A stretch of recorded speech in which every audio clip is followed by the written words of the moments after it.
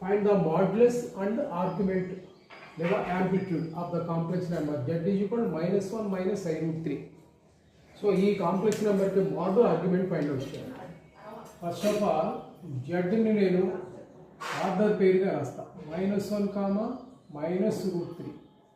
ఇది ఏమవుతుందండి, a comma b. So this can be return as a plus ib, then z is also written as order pair a comma b, whereas a is equal to -1, b is equal to -√3. So this belongs to third quadrant. z ఎక్కడ ఉందండి, third కోఆర్డినేట్లో ఉంది. Third కోఆర్డినేట్లో అంటే x minus y minus.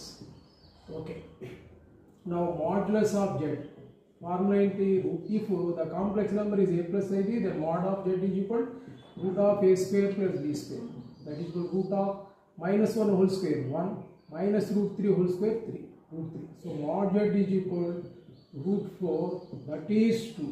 So mod z value ఎంత అండి, 2.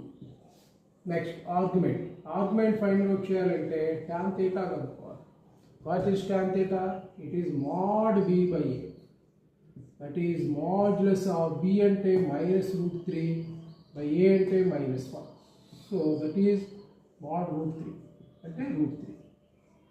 tan theta √3 అయితే theta tan 60 అవుతుందండి, అంటే tan of π/6 π/3. So theta is equal π/3. But z belongs to third coordinate కదండి. థర్డ్ కోఆర్డినేట్లో ఆర్గ్యుమెంట్ ఏంటి, minus of π minus theta. Therefore argument is equal to minus of π minus theta అంటే π/3, π minus π/3, minus of 2π/3.